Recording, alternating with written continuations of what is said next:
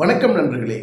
அதிமுக கட்சியை பொறுத்த வரைக்கும் அடிமட்ட தொண்டர்கள் கூட கட்சியினுடைய தலைமை பொறுப்புக்கு வர முடியும் அப்படிங்கிற சட்ட விதிமுறைகளை புரட்சித் தலைவர் எம்ஜிஆர் அவர்கள் கட்சி தொடங்குகின்ற போதே அந்த பைலாவிலேயே குறிப்பிட்டிருக்கிறார்.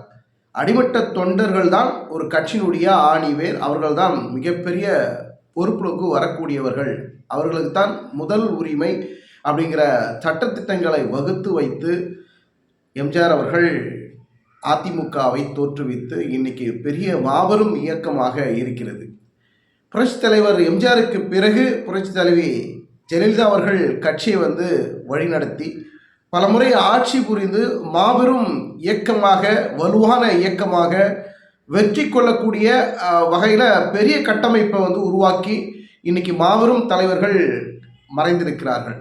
அதற்கு அடுத்தபடியாக ஓ பன்னீர்செல்வம் பலமுறை 3 முறை முதலமைச்சராக இருந்திருக்கிறார். அதனைத் தொடர்ந்து தற்போது கட்சியினுடைய பொதுச் செயலாளராக எடப்பாடி பழனிசாமி இருக்கக்கூடிய இந்த சூழலில் பல தேர்தல்களில் படுதோல்வியை சந்தித்து கொண்டிருக்கக்கூடிய அதிமுக இன்று பலவீனமான ஒரு கட்சியாக, பலமிழந்த ஒரு கட்சியாக, ஓட்டு வங்கியில் மிகப்பெரிய சரிவு நிலையில் இருக்கக்கூடிய அதிமுக இன்று தள்ளாடுகிறதா, தடுமாறுகிறதா, நிலை பெற்று இருக்கிறதா அப்படிங்கிற பல கேள்விகள் அதிமுக தொண்டர்கள் மத்தியில் அதிக அளவில் இருக்கு.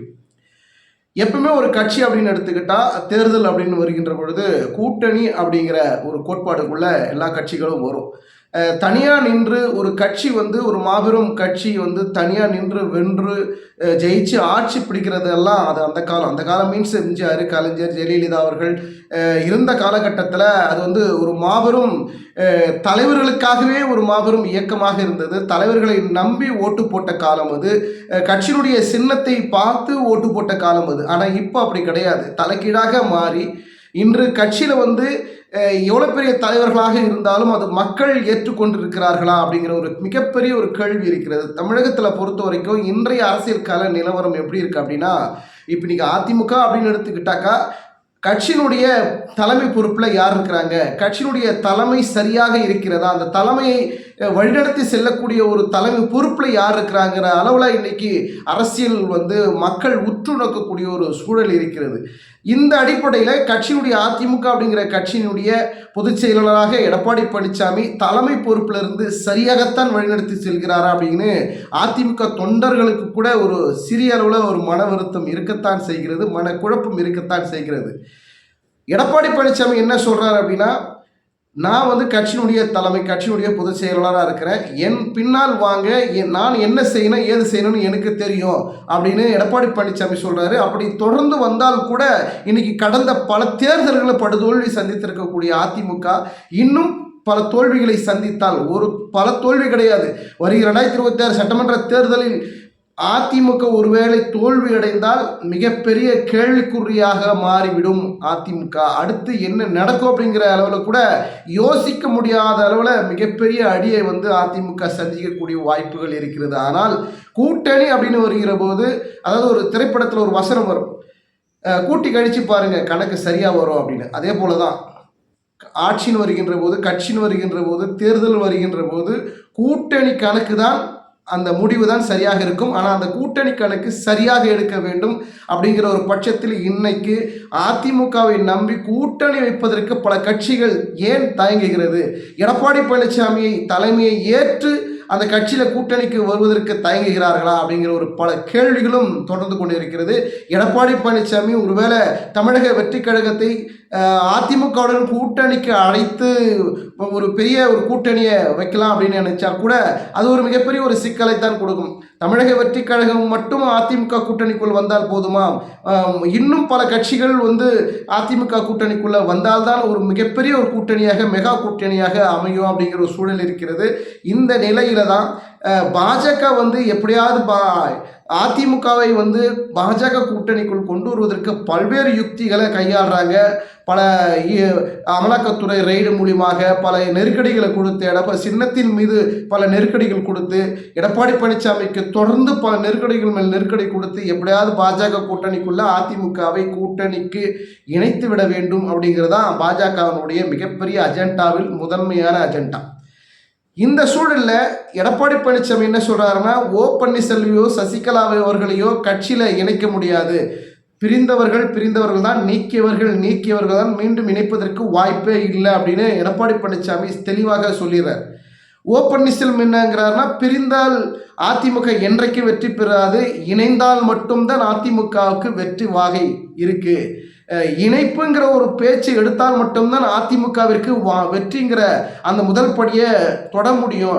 இல்லை என்றால் எடப்பாடி பழனிசாமி தனியாக நிற்கணும், நான் மட்டும்தான் பொதுச் செயலாளர், நான் மட்டும்தான் தலைமைன்னு அப்படின்னு நினச்சிக்கிட்டு இருந்தால் அதிமுகவை மீண்டும் அழிவு பாதைக்கு இட்டு செல்கிறார். யாராலுமே காப்பாற்ற முடியாத அளவிற்கு அதிமுகவை அழிவு பாதைக்கு இட்டு செல்கிறார் என்கிற மிகப்பெரிய குற்றச்சாட்டை ஓ பன்னீர்செல்வம் அவர்கள் முன்வைக்கிறாங்க.